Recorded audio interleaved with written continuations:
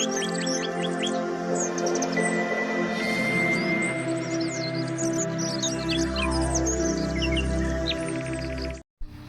good morning mga kamag. Welcome to YouTube channel dito sa aking main Mushroom. For today's video mga kamag, meron tayong meeting. Inimbitahan po tayo ng DCME KC30. Ngayon, start po ng 9 AM, February 1, 2024 mga kamag.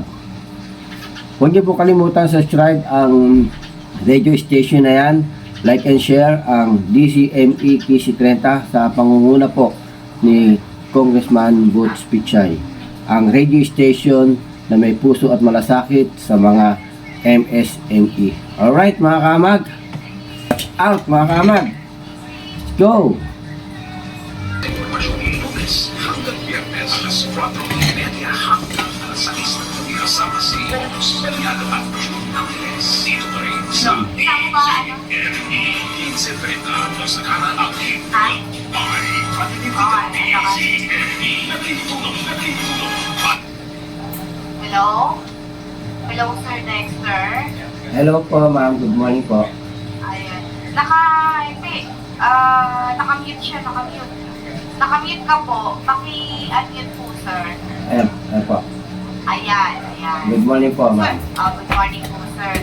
Maliwanag naman po yung dating namin dito. Yes po ma'am. Maliwanag po. Standby lang, sir, ha? Titignan natin naman yung audio mo dun sa kabilang studio. Sige po ma'am. Huwag niyo pong i-mute yun. Wait lang Okay po. po. Kakausap po sa inyo. Mula sa balita, impormasyon, musika, komentaryo, at serbisyo publiko. Ito ang DCME. Sir Dexter, narinig niyo po yan? Yes po. Opo ma'am. Dito po tulog? Opo. Okay, sabay na po. Sabay. Okay po. Isang magandang araw, Luzon, Visayas at Mindanao at sa lahat ng mga Pilipino sa mga panig ng mundo. It's a sizzling global treat stories of Negros success this Thursday morning, Barangay Radyo 1. Alas 9 na ng umaga, kaya naman muli tayo magsama-sama sa isang pagbabayanihan para isulong ang galing, turismo at produkto ng lahing Pilipino. Ito pa rin ang mas pinalalakas nating pro-Pinoy. Higit sa programa, ito ay isang advokasya. Dito pa rin yan sa inyong pinagkakatiwala ang Radyo 1, numero 1 sa paghahatid serbisyo publiko. Ako po, si Joanna Luna, inyong kabalitaan sa mga pinakabagong pwede ninyong pagkakitaan. Kasama ang nagbabaga ang pagmamahal at paniniwala sa mga Pinoy MSME at patuloy na isusulong ang mga programang gagabay at mag-aangat sa hanay ng mga namumuhunang Pinoy at nagpapataas sa antas ng pagtingin sa mga produkto at serbisyong lokal. The Pride of Radyo 1 ang The Ascenso sa Negosyo Authority ang nag-iisang Butch Pichay. Good morning, Joanna. At least today, hindi ka na si Reyna. Yes, so babakasyon Kasi tayo. ilang araw yun, parang si Reyna ka. At gusto pa nila akong gawing Moises. Wait. Diba? Sabi ko, ano ba? Bakit kailangan sa Red Sea tayo? May gira doon sa Yemen. Kaya mga Ngayon, tinan mo, ang talagang tamang-tama, yung bagay sa ating guest ngayon, yung ating team.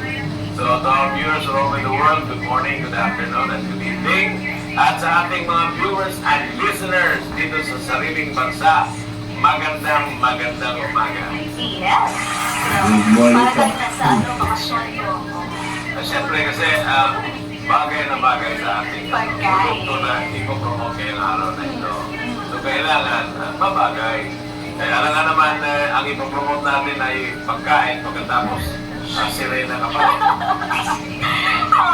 Ayan, February 1. February 1 na. February, hindi ka na sirena. Hindi ako sirena. Bukod dyan, malapit na ang araw ng mga Ano ba gusto niyo kung gawin mo? Na exodus na talagang nabiyak. nabiyak yung, Dagat. yung alon. Ano kayo? Sabi ko sa kanila, kailangan po produkto ng ating guest. Babagay. Sasabihin, Oo. Kaya naman, i-congratulate naman natin ang gumawa ng ating backdrop. Dahil tamang-tama, saktong-sakto ang ganda ng dating ng ating background ngayon. gusto ko na kumain. Gusto ko na gumawa ng isang table dyan at bitbitin itong pagkain na ito, kumain. So, dapat gano'n, enticing.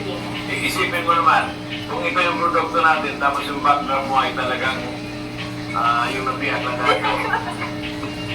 Oo, sa bagay. Ano nga ba naman ang mensahe ng backdrop dun sa... Wala. Wala. Ayan. Ayan. Sabi ko nga, nakuha na siguro yung artist natin. Palagay ko gusto bumalik sa kasaysayan na nabiyak yung Red Sea. Sabi ko, wala na yan. Gira na ngayon sa Red Sea. Oo. Nandiyan na yung Yemen. May hold up pa na doon. May hosting doon na doon. Pero ayan, congrats pa rin dahil nagawa natin ito. Ayan. February 1 ko, malapit na ang araw ng mga puso. Kaya naman, nagaganda ang bulaklak ang nasa gilid natin ngayon. Siyempre, set flowers yan. Set by Bloom Garas. Bloom.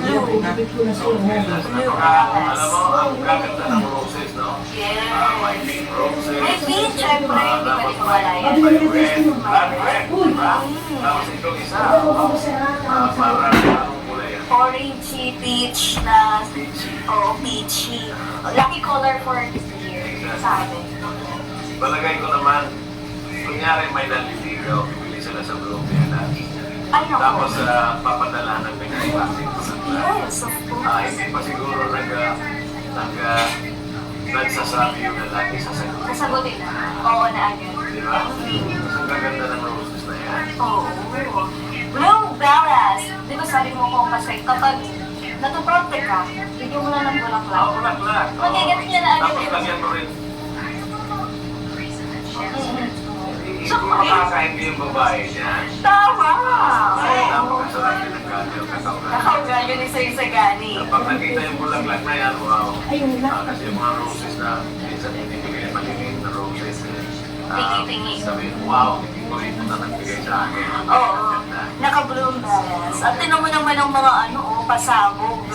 So, paano naman? Sign by May with mga heart. roses pa yan na multicolored roses. Yan o. Pero hindi kinulayan yan, ha? Kung hindi talagang Peruvian roses yan. Kita mo na. Kita mo naman. Kaya lang, medyo may kamahalan lang. Pero, Kung gusto mong magregalo, saan ka bibili?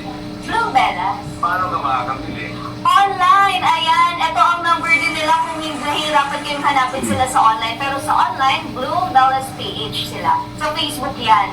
Kaya message na kayo. Tingnan nyo na rin dyan sa album nila kung ano-ano yung mga design ng flowers, yung mga flower arrangement na pwede nyo ibigay this Valentine season. Pero kung gusto nyo na silang tawagan, ito po ang number 0917-875-2516. Again, 0917-875-2516. Ang pwede nyo pong kausapin si ating Pinoy Idol number 29, si Miss Aya Catendin. Oo nga, naging guest natin yan dito. At talagang, I want to be corrected pala. Hindi pala yung Peruvian, Ecuadorian. Ecuadorian. Yung parang color rainbow. Like blue, like Ngayon lang ako nakakita ng roses na gano'n. When she guested with us, sabi ko, wow, kinulayan ba niyo ito? Sabi ko, talagang ganyan na yung kulay. Can we grow it here in the Philippines? Yan ay pag-aaralan. pag-aaralan Kasi pa. pag na-grow natin yan dito sa Pilipinas, ito naman with the simulate the climate of Ecuador, I think nasa equator din naman yung Ecuador. Talaga ito naman makataguro tayo rito. Another tourist destination yung mga ganyan. Oo, totoo yan. Oo, iba-ibang So, kulay. kailangan humingin tayo ng seedlings from Ecuador para na sa ganun ay makapagtanim tayo dito ng Ecuador. Nakapag-grow. Alam mo dito sa Pilipinas kasi ang akala nila agriculture, rice, corn, and coconut lang. So these are the traditional. You can still be called a farmer kung magpapalaki ka ng mga roses. Look at Netherlands. Ang Netherlands, they export around $6 billion of flowers. Netherlands yan. Netherlands. They are the biggest exporter of flowers. But bakit hindi natin pwede magawa yan? Diba? Instead na magtatanim ka ng puro rice, corn, Mais. magtanim ka ng high-value crops, high-value flowers. Yes. Dahil nag-i-import din ng Pilipinas ng flowers. Hindi na mga Ecuadorian flowers. So, Kahit sa dangwa, yung may tulips galing sa Netherlands. Doon. Ikaw ba, nakigaluhan ka ng mga imported na flowers? Oo. Di ba ko? Sinagot mo, tapos dinaskarte. Iniwalayan mo. Hindi. Ikaw, iniwalayan. Ay, hindi. Basta, ako bilang babae, sobrang saya talaga. Sobrang sarap sa pakiramdam yung makatanggap ng bulaklak. Kaya naman sa mga guys out there na nagpaplano kung ano yung gusto nila, kung ano yung pwede nilang ibigay sa kanilang loved ones. Kahit sa mommy nila pagdating ng Valentine's Day. O kahit araw-araw regaluhan yung Bloom Dallas po. Huwag na kayo magdalawang isip. Yes. Huwag na kayong alam kong nabubulol kayo pag nagpapaliwanag kayo, nagpapahiwati kayo sa inyong mga nililigawan. Kay Bloom Bellas, the flowers will speak for you. Yes. At kung gusto nyo lang kakantaan yung si Andres Bonifacio. At si Andres Bonifacio mag-deliver, may kamahalan nga lang. Pero pag si Andres Bonifacio mag-deliver at kakanta, siguradong pastor. Ayan. Sabi, bakit yun ang pinadala rito? Ganda na nga ng flowers. Biglang out of tune. Kasi hindi na doon yung reverb sa bahay. Pero Ayan. magaling naman si Andres mag-lip-sync. Nagsanay ka lang talaga. Mag-lip-sync? Lip-sync. Ayan. Maraming salamat, Bloom Dallas, sa ating mga nagagandahang bulaklak na napakita natin sa mga pro-P netizens ngayong umaga. Thank you very much, Iya Katindig. Her phone number is 0917-875-2516. At pag sinabi nyo, tumawag kayo dahil narinig nyo sa DCME, bibigyan kayo ng 1% discount. Akala ko at least may discount, 1%. Ayan. Exacto. Ito, palagay ko, mag-text kayo si Hazel na nilito mo niya. Bakit? Alam mo, hindi naman pwedeng magwakas yung panliligaw. Kahit asawa mo na yan, Kahit kasal. liligawan mo pa rin yan. Yes.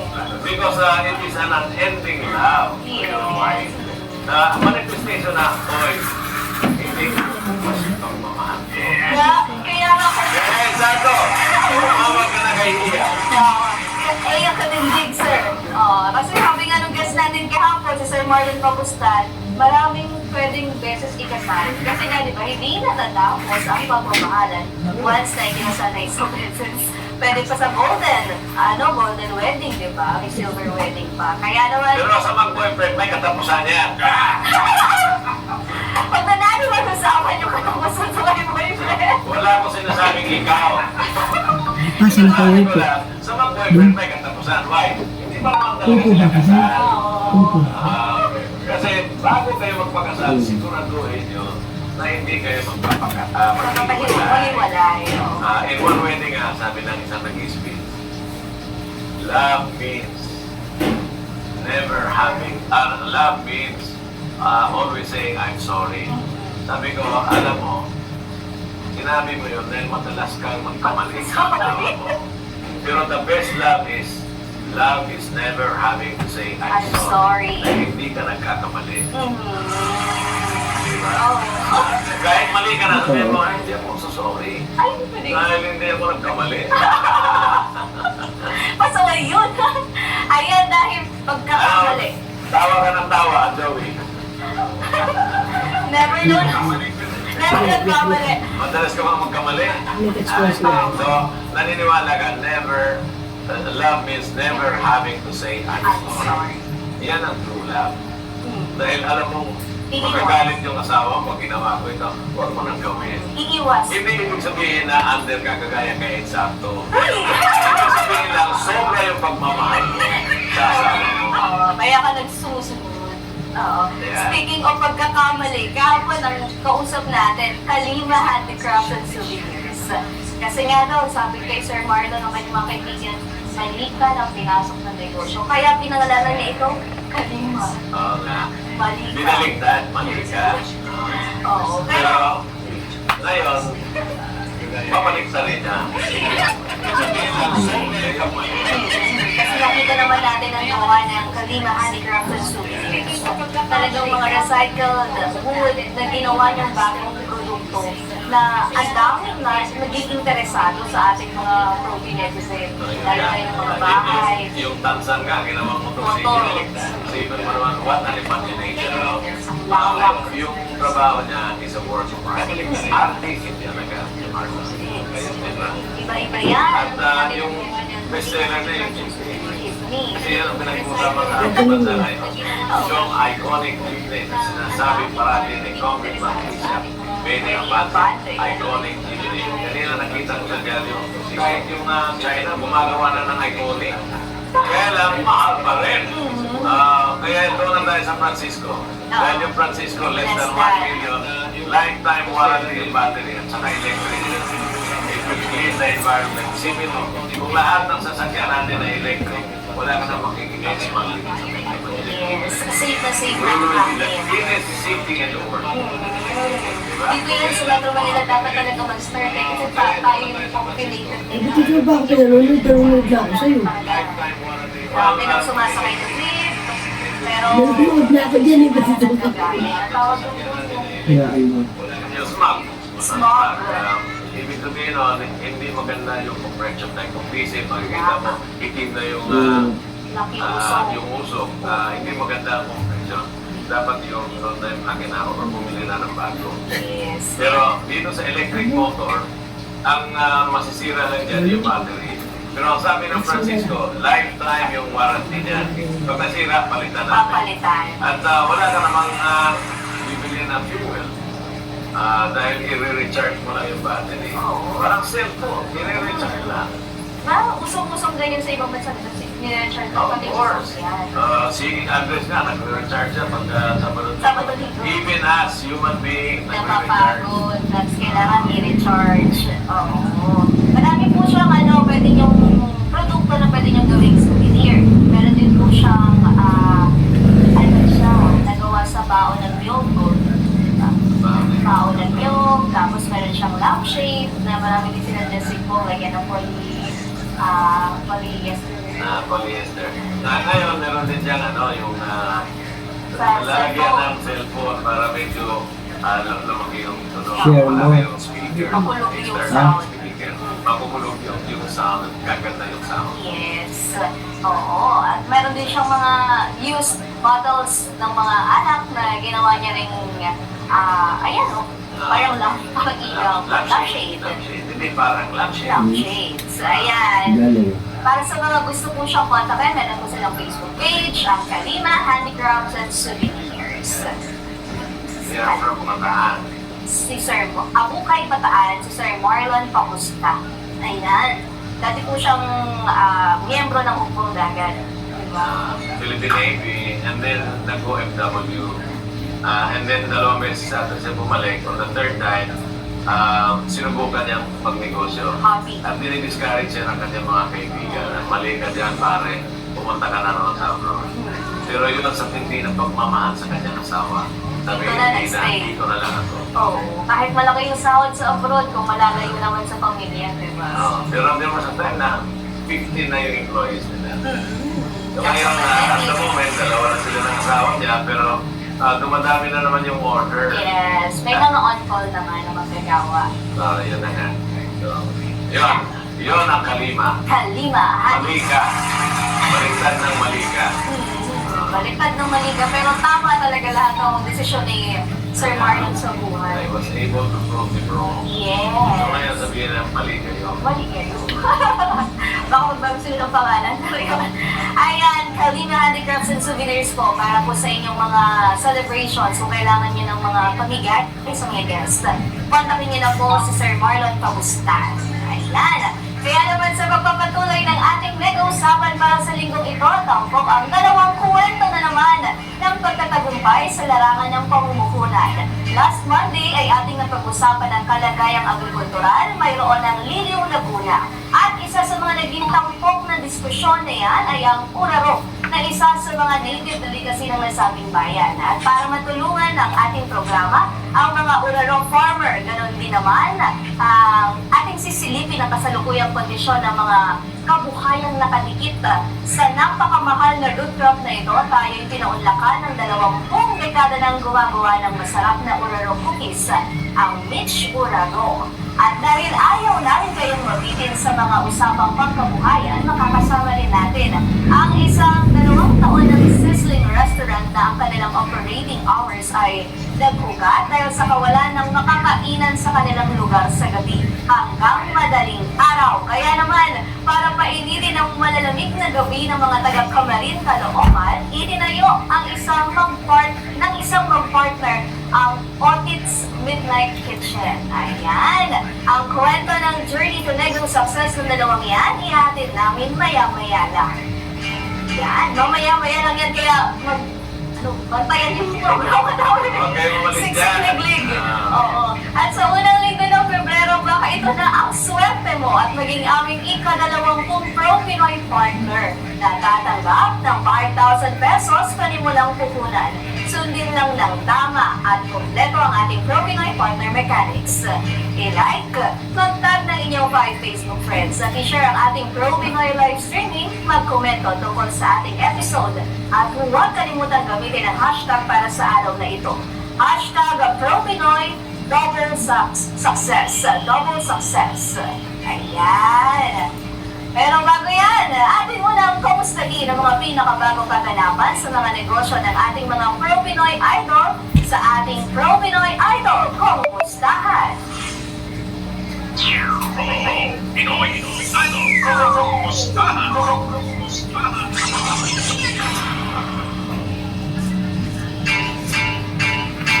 Ang ating hulaan mga kapital ko promo sa Pro Pinoy ay isang pagbibigay kaalaman sa ating mga taga-subaybay na sa kahit anong halaga ng puhunan ay pwede tayong makapagsimula ng isang kabuhayan.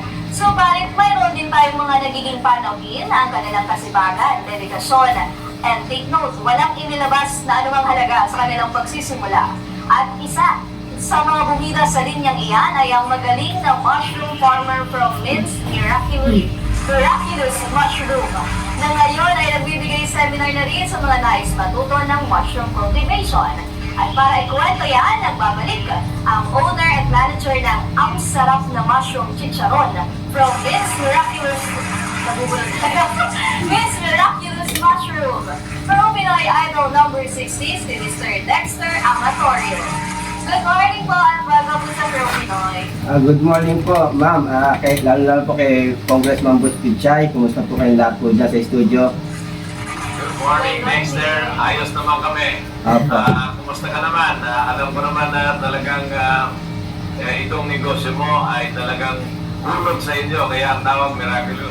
Yes. Hulog sa inyo ng ating Panginoong Diyos.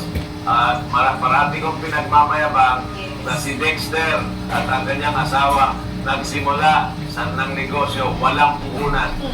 Kung hindi, nag-attend lang sila ng seminar sa BPI at pag-uwi nila, paano tayo magsisimula nito?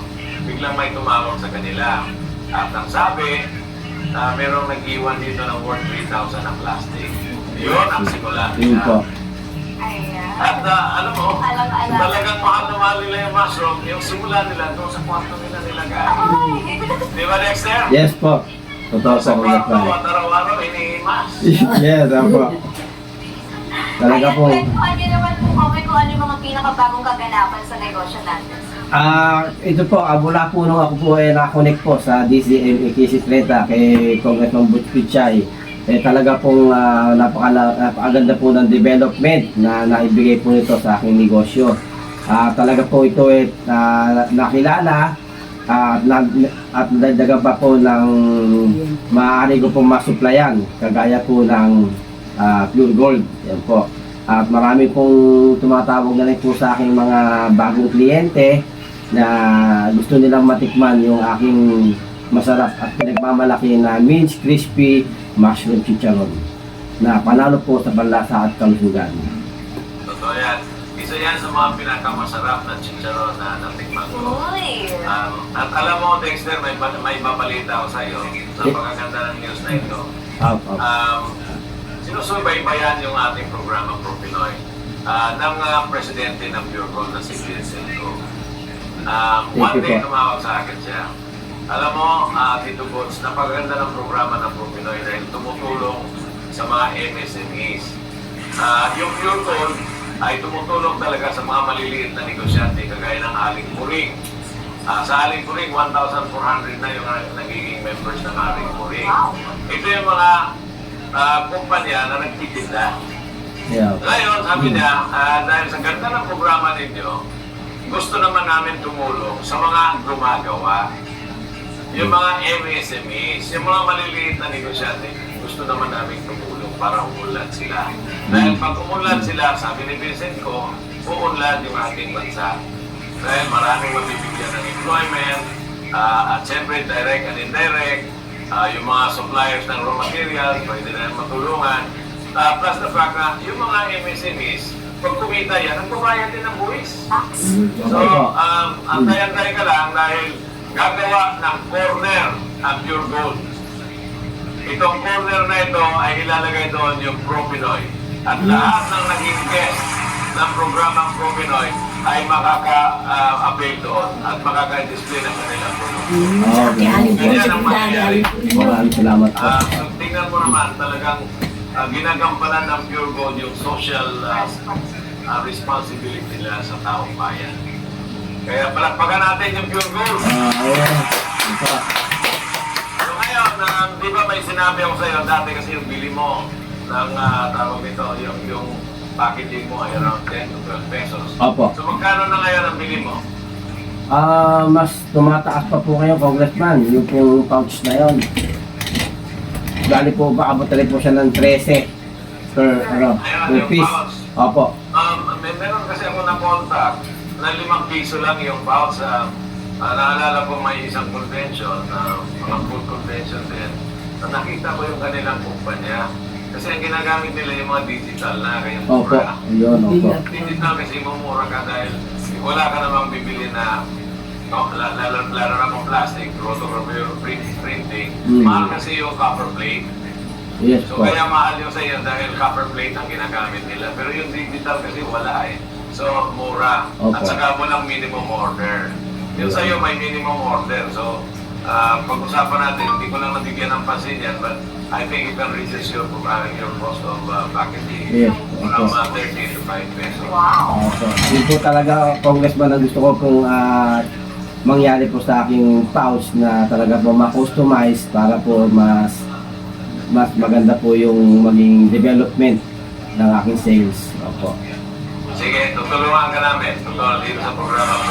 Tutulungan ka namin. Sir, But anyway, may tatanong sa inyo, no? Joanna? yes. sige po, ma'am. Dahil na po ngayon. So, ano po itong mushroom cultivation seminar? Ayun po, inaanyayaan ko po lahat yung mga gustong matutong magpatubo ng kabute. Ako po ay nagbigay ng date na dito sa darating po na February 24 ay magtuturo po ako ng kung paano po mag-cultivation and inoculation sa pagpapatubo ng kabute. Magmula po sa paggawa ng mother culture, spawn preparation, then mushroom fruiting bags, yung patubang po ng kabute, at saka po handling na kung paano po harvestin ang white oyster mushroom. Gusto ko pong matulungan po yung mga ibang gustong magnegosyo ng mushroom, kaya po ginawa ko po itong aking YouTube channel. Ako po ay nagkakandak na rin po ng mga mushroom video tutorial para po makapagbigay sa kanila at ma-encourage ko po yung iba na pumasok sa larangan ng mushroom industry dito po sa Pilipinas. So, may katuwang po kayo dito na local LGUs or government agency? Ina-assist po ako ng DOST po, ma'am, tsaka po ng DTI at yan po ng mga Bureau of Plant Industry na kung saan po ako natuto. Ayan. So, free po ito para sa lahat or may bayad? Ito nga po parang seminar na to, ma'am. Ito po ay may bayad po na 2,000 pesos para po sa ating yung pagkain, yung iba po pong gagamitin natin sa during of hands-on training. Okay, ayan. Ayan So, po. may ano po ba yung mga flavors ng mga chicharon natin? Saan sila pwedeng makabili?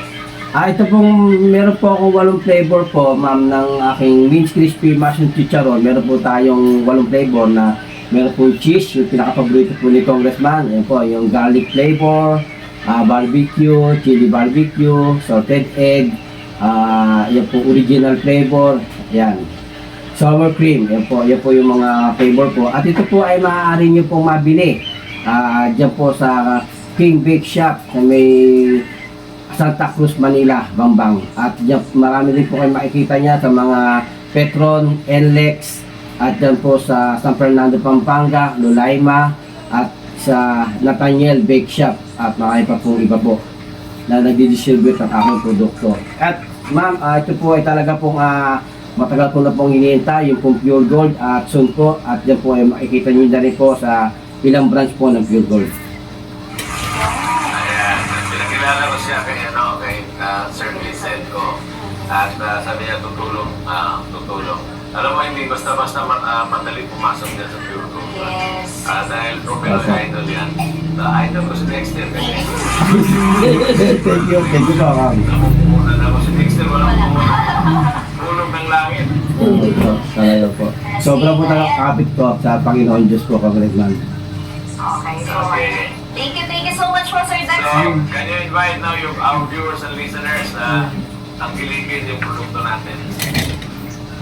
Ini-invite ko po kayo dito po sa mga viewers po. Diyan po, maraming salamat po sa radio station na GCME Kisi 30. Sa mga gusto po na makatikim ng aking produkto, yun po, nabanggit ko po mga branches, pwede nyo po puntahan yan. At sa mga gusto po nagnanais na matutong magkabuti, pwede nyo po kontakin sa aking telepono na 0945-8875-085. At bumisita po kayo sa aking YouTube channel na Means Mushroom, at sa aking pong Facebook page na Means Miraculous Mushroom. Miraculous Mushroom. Thank you so much po. Ayan, pati kay Mrs. Good morning. Ayan. Ayan po, kumakaway-kaway na. Thank you very much po. Okay po, thank you so much po. Sa ating pagbabalik naman, ang dalawang kwento ng pag-asenso, Mitch Uraro mula Liliw, Laguna, at ang Otit's Midnight Kitchen ng Camarin, Caloocan. Ang kanilang recipe of Negong Success sa inyo na sa pagbabalik ng 24/7 na aalalay sa mga namumuhulang Pinoy. Ito pa rin ang Pro Pinoy, higit sa programa, ito ay isang advokasya. Who's there? Close tayo, ha? Ano? Ayaw ka pala ni ano. Ay, doon sa ako. Eto na, wala ka ba Okay na, nakakain ka na dyan. Okay na yan, wala. Tapos ka na eh. Mapanoorin na lang natin ito.